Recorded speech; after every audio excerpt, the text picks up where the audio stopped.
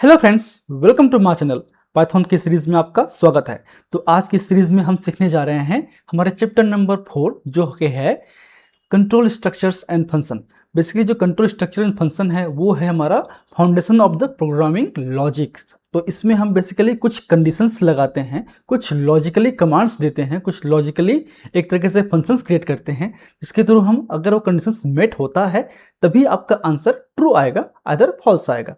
तो उस चैप्टर में या इस चैप्टर की बात करें तो 4 मेजर टॉपिक्स होंगे। फर्स्ट हमारा है कंडीशनल स्टेटमेंट, जो पिछली वीडियो में हमने कवर कर चुके हैं।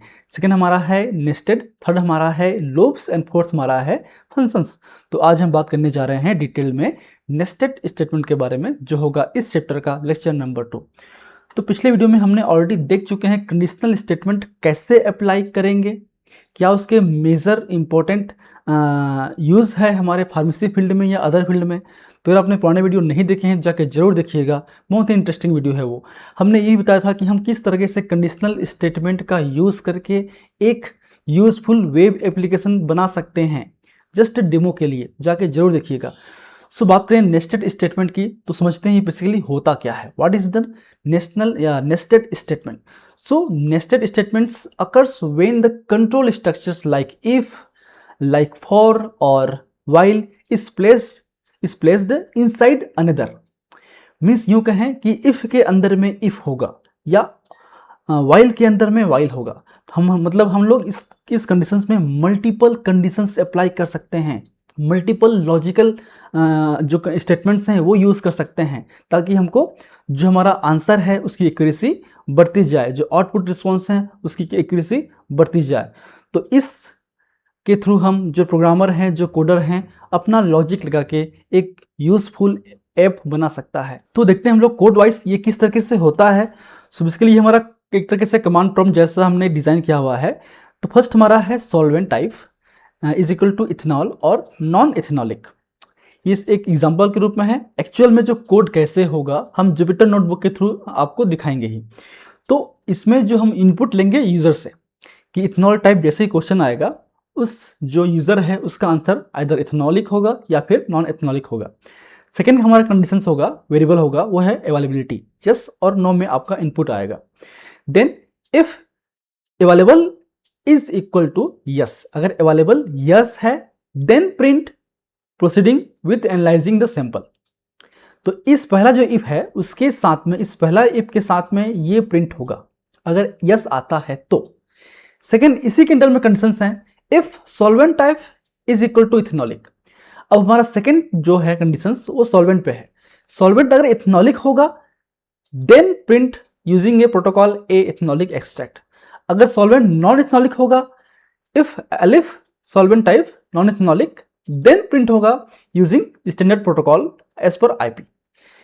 अब अगर जाहिर सी बात है ये आपका खत्म हो गया। अगर सॉल्वेंट टाइप ही हमारा कोई और होगा then else print invalid sample.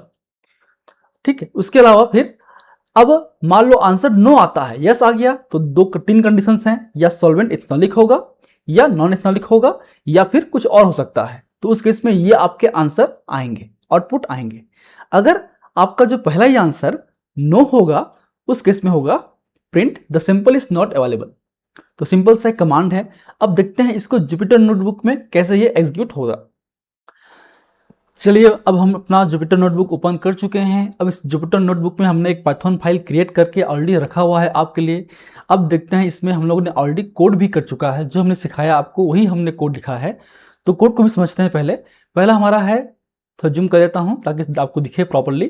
पहला हमारा कोड रहेगा या को हमारा जो वेरिएबल रहेगा sample type is equal to input. हम इनपुट ले रहे हैं यूजर से इसलिए इनपुट लगाएंगे। देन हम क्वेश्चन पूछेंगे उस इनपुट पे ही, इज द सैंपल इथेनॉलिक और नॉन इथेनॉलिक।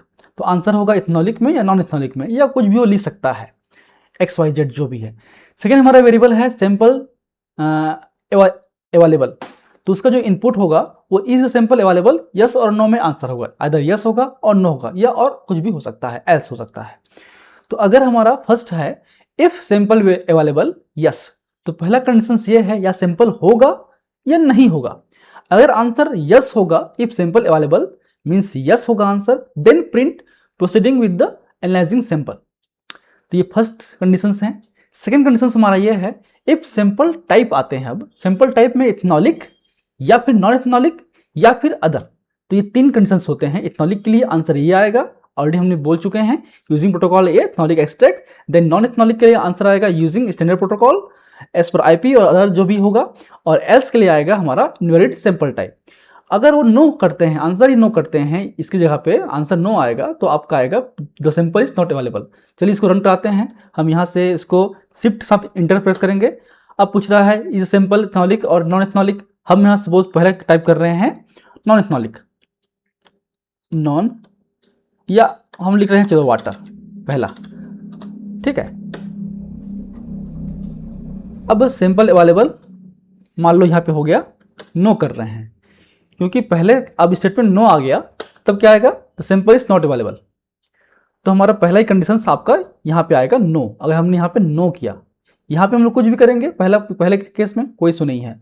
सेकेंड, अगर पहला कंडीशन नो आएगा तो आपका आंसर आएगा the sample is not available. चलिए फिर रन करते हैं इसको दोबारा। अगर हम इसमें करते हैं इथेनॉलिक, ठीक है। अब यहाँ पे देखिए मैंने कोड में ना, यहाँ पे कहीं पे सैंपल टाइप में लोअर नहीं किया है मैंने, तो लोअर नहीं करूंगा तो जिस फॉर्म पे है उसी फॉर्म पे लिखना पड़ेगा। अगर मैं यहाँ पे कैपिटल ई लिखता हूं तो प्रॉपर आंसर नहीं आएगा। तो ये चाहे तो मैं इसमें डॉट लोअर कर सकता हूं, सैंपल टाइप में भी और यहाँ पर भी, और चाहे तो मैं यहाँ पर भी कर सकता हूँ, कोई इशू नहीं है। इसमें कर लेते हैं हम लोग, क्योंकि आंसर देने वाला यस या नो या जो भी वर्ड है उसको अपने हिसाब से कैपिटल या स्मॉल या किसी फॉर्म पे लिख सकता है, ठीक है। चलिए हम इसको भी लोअर कर लेते हैं सिंपल टाइप को। चलिए अब इसको दोबारा रन कराते हैं। चलो ऑलरेडी इसमें पहले से कमांड चला हुआ है, वो देख लेते हैं, ठीक है। अब यस और नो, सपोज हमारा है answer yes, then proceeding with analysing sample using protocol A ethanolic extract. Ethanolic है इसलिए दोबारा रन कराते हैं, देखते हैं। अगर मैं यहाँ पे लिखा पहला यस कर दिया, देन मैं यहाँ पे लिखा हूँ मेरा जो सैंपल अवेलेबल है, यहाँ पे सॉरी यहाँ पे मुझे लिखना कुछ और था, चलिए मुझे यहाँ पे यस करना है, ठीक है। देन इनवैलिड सैंपल टाइप, क्योंकि मैंने सैंपल टाइप ही यस लिखा है, ठीक है। अब एक बार और रन करते हैं। देन अगर हम लोग टाइप करते हैं यहाँ पे नॉन इथेनॉलिक,